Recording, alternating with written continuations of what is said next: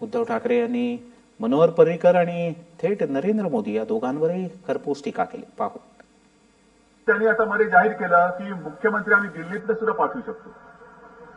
आता नक्की काय, कारण त्यांचे पोस्टर्स पाहिले दोन, मोदींचा पण आणि पर्रीकरांचा पण. नक्की मुख्यमंत्री म्हणून येणार कोण इकडे? मोदी येणार का पर्रीकर येणार? काय होतं काय सांगता येत नाही. येतील बुवा तिकडचे इकडे येतील.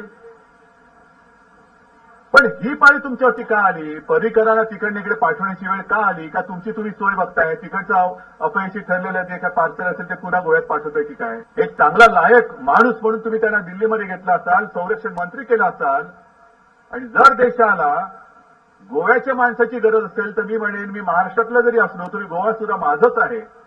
आणि गोवेकरांना एक अभिमान आहे की आपला एक माणूस तुम्ही दिल्लीमध्ये घेतलेला आहात, देशाच्या रक्षणासाठी घेतलेला आहात. आणि मग देशाला जर का त्यांची गरज असेल तर तुम्ही त्यांना इकडे परत का पाठवताय? म्हणजे तिकडे अपयशी ठरला हे तुम्ही मान्य करा. 31 डिसेंबरला संपूर्ण देशात एक सन्नाटा होता की पंतप्रधान काय बोलणार. जसं काय तो शोलेमधला डायलॉग होता ना, बेटे सो जाने तो गब्बर आ जाएगा, तसं सगळे टीव्ही लावून बसले होते की आता गब्बर येतो का काय येतोय. हे एवढं मला वाटतं दहशतीचं वातावरण हे आपल्या स्वातंत्र्याच्या काळात आपण कधी अनुभवलेलं नव्हतं.